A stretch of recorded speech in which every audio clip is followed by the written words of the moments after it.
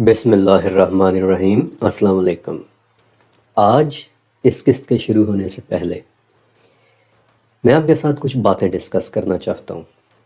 Series کی پچھلی قسط نو ڈاؤٹ انفارمیشن کے حوالے سے ایک فلی لوڈڈ قسط تھی، اور اس بات کے لیے میں تیار تھا کہ بہت سارے سوالات آئیں گے، کیونکہ اس قسط کے اندر قرآن میں دیے گئے تمام کلوز اور کتابوں میں ملی تمام روایات نے ایک جگہ اکٹھے ہو کر بالآخر ہمیں ایک نتیجے پر پہنچانا تھا کہ لازمی نہیں کہ یاجوج اور ماجوج کی دیوار کسی پہاڑ کے سائز کی ایک عظیم الشان دیوار ہو، بلکہ بہت ممکن ہے کہ ذوالقرنین نے کسی غار کے منہ کو ایک دیوار بنا کر بند کیا ہو۔ اسی لیے تو وہ لوگ نہ اس کے دائیں سے آپ آ رہے تھے اور نہ ہی اس کے بائیں سے، نہ اس کے اوپر سے اور نہ ہی اس کے نیچے سے، اور جیسا کہ دیوار بن جانے کے بعد ذوالقرنین نے اس کی ایکسٹرنل یعنی باہر والی سائٹ پر پگھلے ہوئے تانبے کی کوٹنگ کر دی، تو کچھ عرصے بعد تانبا اپنا کلر چینج کر لیتا ہے، وہ سبز ہو جاتا ہے، جس کا مطلب یہ ہوا کہ اس غار کا منہ بہت آسانی کے ساتھ گھنے جنگل میں بلینڈ ہو کر چھپ سکتا تھا۔ پھر آپ یہ بھی دیکھیں کہ اس واقعے کا ذکر سورہ کہف میں ہے، کہ جس کا مطلب ہی ایک غار ہوتا ہے، اور اس صورت میں موجود تقریباً تمام واقعات غاروں کے ارد گرد گھوم رہے ہیں، تو بہت ممکن ہے کہ یاجوج اور ماجوج بھی کسی غار سے ہی نکل کر زمین کے اوپر آتے ہوں گے۔ اب جیسا کہ مجھے امید تھی کہ بہت سارے سوالات آئیں گے، تو ہوا بھی کچھ ایسا ہی، بہت سارے سوالات آئے اور کچھ سوالات بہت اچھے تھے۔ مثلاً یہ کہ یاجوج اور ماجوج غاروں کے اس میلوں گہرے سسٹم کے اندر کھاتے کیا ہوں گے؟ آپ سب ماشاءاللہ ذہین اور انٹیلیجنٹ لوگ ہیں، اور مجھے یقین ہے کہ وہ حدیث تقریباً آپ سبھی نے سن رکھی ہوگی کہ جب یاجوج اور ماجوج ریلیز ہوں گے تو ان کا ایک گروپ سی آف گیلیلی یعنی بحیرہ تبریہ پر پہنچ کر اس کا سارا پانی پی جائے گا۔ پھر اس کے کچھ وقت بعد ان کا ایک دوسرا گینگ وہاں پہنچے گا اور پیچھے بچا کیچڑ بھی کھا جائے گا، یہاں تک کہ ان کا تیسرا گروپ بھی جب وہاں پہنچے گا تو وہاں اڑتے گرد اور غبار کو دیکھ کر وہ کہے گا کہ یہاں پہ کبھی پانی ہوا کرتا تھا۔ آپ کو اس حدیث سے کیا پتہ چلتا ہے؟ They can eat everything، وہ تو کیچڑ یعنی مٹی بھی کھا سکتے ہیں، اور زمین کے اندر کیا ہوتا ہے؟ پھر ایک اور سوال بڑا اچھا تھا، اور جو کہ کافی سارے لوگوں نے پوچھا کہ وہ اس گہرے اندھیرے کیو سسٹم میں سانس کیسے لیتے ہوں گے۔ آپ نے کبھی کسی جگہ مٹی کی کھدائی ہوتے دیکھی ہے؟ 15-20 فٹ گہری کھدائی کرنے پر بھی اکثر آپ کو ارتھ ورمز مل جاتے ہیں، یعنی وہ کیڑے کہ جو زمین کے اندر رہتے ہیں اور جو اتنی گہرائی پر بھی ہوا کے بغیر زندہ ہوتے ہیں۔ کیسے؟ کیونکہ کیڑوں کے پھیپھڑے نہیں ہوتے، یہ ہماری طرح سانس نہیں لیتے، بلکہ ان کے جسم اپنے ماحول سے ڈائریکٹلی آکسیجن جذب کر لیتے ہیں۔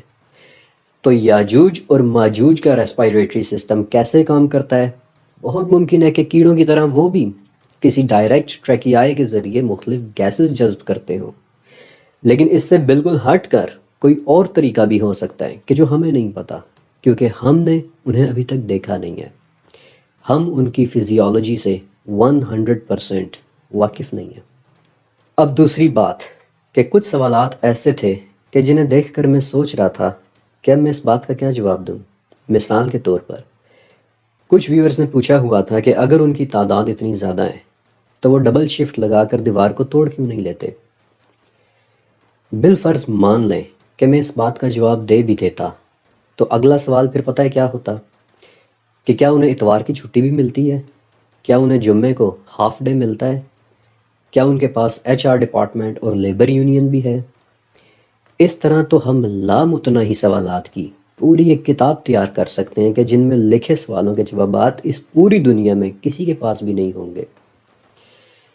میں نے پہلے بھی کہا تھا کہ ایسی کنفیوژنز تب پیدا ہوتی ہیں جب ہم اس دنیا کو اپنی دنیا کے ساتھ جگہ جگہ کمپیئر کر رہے ہوتے ہیں کہ اچھا اگر ہم ایسا کرتے ہیں تو شاید وہ بھی ایسا ہی کرتے ہوں گے۔ حالانکہ یاجوج اور ماجوج از اے مائنڈ لیس کریشن۔ آپ کو پتہ ہے کہ ایک مرتبہ ابن عباس رضی اللہ تعالیٰ عنہ نے کچھ لڑکوں کو اچھلتے کودتے ایک دوسرے کو دھکے دیتے چھینا جھپٹی کرتے لڑتے جھگڑتے مارا ماری کرتے دیکھا تھا تو کہنے لگے کہ یاجوج اور ماجوج بالکل اسی طرح سے ہوں گے، مائنڈ لیس۔ ان کا انٹیلیجنس لیول ہمارے جیسا نہیں ہے، لہٰذا ہم انہیں اپنے ساتھ کمپیئر کر بھی نہیں سکتے کہ اچھا اگر میں صبح 9 بجے آفس جاتا ہوں تو کیا یاجوج اور ماجوج بھی صبح 9 بجے دیوار توڑنے کے لیے پہنچ جاتے ہوں گے؟ یہ دو مختلف دنیایں ہیں guys, let's keep them separate from each other۔ پھر ایک سوال اور بھی تھا کہ ان کی تعداد ہمارے مقابلے میں کہیں زیادہ ہے۔ حالانکہ میں نے اس سوال کا جواب دے بھی دیا تھا، لیکن چلیں پھر بھی میں آپ کو مزید آسان کر کے بتاتا ہوں۔ ہماری یہ دنیا 71% پانی سے ڈھکی ہوئی ہے، صرف 29% زمین پانی سے باہر ہے کہ جس پر ہم یعنی انسان رہتے ہیں۔ لیکن انسان بھی کوئی پورے 29% پر تو نہیں رہ رہے، اس 29% میں صحرا بھی ہیں، پہاڑی سلسلے بھی ہیں، میدان بھی ہیں اور برفیلی گھاٹیاں بھی ہیں۔ اگر کبھی آپ ایجپٹ یعنی مصر گئے ہوں تو آپ یہ دیکھ کر حیران رہ جائیں گے کہ مصر کی تقریباً 90% آبادی صرف اور صرف دریائے نیل کے کنارے کنارے رہتی ہے، اور اس 90% میں سے بھی آدھے سے زیادہ آبادی کہاں رہ رہی ہے؟ صرف اور صرف ڈیلٹا کے پاس، یعنی کہ وہ جگہ کہ جہاں دریائے نیل میڈیٹرینین میں گر رہا ہے۔ کیوں؟ کیونکہ ان شہروں میں موسم بہت پرفیکٹ ہوتا ہے۔ لیکن باقی کے مصر کا کیا؟ باقی کا سارا مصر 11 قسم کے صحراؤں میں بٹا پڑا ہے، جن میں سب سے بڑا صحرا بحر الرمل العظیم ہے، یعنی کہ ریت کا عظیم سمندر کہ جہاں کوئی بھی نہیں رہتا۔ اور پھر دوسرے صحرا آتے ہیں، مثلاً الصحراء الاسود یعنی کالا صحرا، اور الصحراء الابیض یعنی سفید صحرا وغیرہ۔ نیل کو چھوڑ کر پورے کا پورا مصر خالی پڑا ہے۔ اسی طرح اگر آپ آسٹریلیا چلے جائیں تو 80% سے زیادہ آسٹریلینز پتہ ہے کہاں رہتے ہیں؟ صرف اور صرف کوسٹل ایریاز میں، یعنی سمندروں کے قریب قریب، اور باقی آسٹریلیا کا تمام انٹیریئر جسے آؤٹ بیک کہتے ہیں تقریباً خالی پڑا ہے۔ اسی طرح گرین لینڈ بھی کہ جس کی تقریباً تمام کی تمام آبادی صرف اور صرف ان ایریاز میں رہتی ہے، اور باقی پورے کا پورا گرین لینڈ خالی پڑا ہے۔ ایسے میں اگر آپ پوری دنیا میں آباد انسانوں کو اکٹھا کر کے ایک جگہ کھڑا کر دیں تو ان کے کھڑا ہونے کے لیے صرف اور صرف بلوچستان کے سائز کا ایریا بھی بہت ہوگا۔ لیکن اصل دلچسپ بات میں اب آپ کو بتاتا ہوں۔ یاد ہے ابھی میں نے کہا تھا کہ ہماری دنیا کا 71% حصہ 71% حصہ پانی سے ڈھکا ہوا ہے، ڈھکا ہوا ہے، پانی کے نیچے چھپا ہوا ہے۔ اس کے نیچے بھی زمین ہی ہے۔ اس پوری دنیا پر پانی صرف اور صرف اتنا ہے جتنا آپ کو اس تصویر میں نظر آ رہا ہے۔ اس پانی کے نیچے بھی دراصل زمین ہی ہے، جس کے اندر بڑی بڑی غاریں ہیں اور ہزاروں سال پرانے اور گہرے غار یعنی کیو سسٹمز بنے ہوئے ہیں۔ ہماری دنیا کوئی چھوٹی دنیا نہیں ہے، اس پر 40 ارب لوگوں کے رہنے کی جگہ ہے۔ تو کیا یہ ناممکن ہے کہ ہمارے پیروں کے نیچے جو یہ اتنی عظیم، اتنی بڑی اور اتنی خالی دنیا ہے، اس کی سینکڑوں کلومیٹرز گہری غاروں کے اندر کوئی اور مخلوق چند ارب کی تعداد میں رہ رہی ہو؟ یا پھر وہ غار انفیکٹ ایک سمبولک دروازہ، ایک اوپننگ ہو سکتا ہے کہ جو میری پچھلی سیریز حیرت کے دروازوں کی طرح اندر جا کر کسی اور دنیا میں کھل رہا ہو۔ Who knows؟ اس غار کا ایک سرا ہماری دنیا میں جبکہ دوسرا سرا کہیں اور جا کر کھلتا ہو۔ We can only imagine۔ لیکن ہم اپنی تھیوری کی عمارت صرف وہاں تک بنائیں گے جہاں تک مستند روایات کی بنیادیں اسے سپورٹ کریں گی، کیونکہ اگر ہم اس سے ہٹ گئے، اگر ہم اس سے آگے گئے، اگر ہم نے قیاس آرائیاں شروع کر دیں تو پھر بننے والی عمارت مستند فیکٹس کی بنیاد پر نہیں بلکہ اس سے ہٹ کر بنے گی، اور پھر وہ عمارت ایک عمارت نہیں بلکہ ایک ہوائی قلعہ ہوگی، ایک تصوراتی محل جس کی نہ تو کوئی دلیل میرے پاس ہوگی اور نہ ہی آپ میں سے کسی کے پاس۔ وہ بس ہماری ایک سوچ ہوگی، جیسا کہ اس سوال کا جواب کہ وہ لوگ ڈبل شفٹ لگا کر دیوار کو توڑ کیوں نہیں دیتے۔ ایک اور چھوٹی سی بات شیئر کرنے کے بعد پھر ہم شروع کرتے ہیں آج کی قسط کہ دیکھیں ہم یعنی ہم سے مراد میں اور آپ، فرقان قریشی بلاگز آپ سے الگ نہیں ہے، یہ آپ کا اپنا چینل ہے۔ اس لیے ہم سے مراد میں اور آپ۔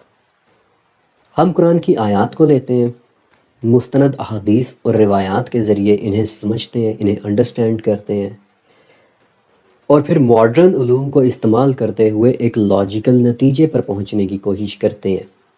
نہ تو ہم دوسرے ریسرچرز کو غلط کہہ رہے ہوتے ہیں کہ بس ہم ٹھیک ہیں باقی سب غلط ہیں، اور نہ ہی ہم یہ کہتے ہیں کہ جو ہمارے منہ سے نکل گیا وہ حرف بحرف سچ ہے، بلکہ ہم صرف یہ کر رہے ہوتے ہیں کہ to the best of our knowledge تمام آیات، احادیث، آثار اور روایات کو اکٹھا کرنے کے بعد، کڑی سے کڑی ملانے کے بعد، ہم صرف اتنا کہہ رہے ہوتے ہیں کہ یہ ہماری ریسرچ ہے، اور یہ بھی ایک پاسبلٹی ہو سکتی ہے کہ یاجوج اور ماجوج کی دنیا زمین کے نیچے غاروں کے ہزاروں میل گہرے سسٹمز میں آباد ہو۔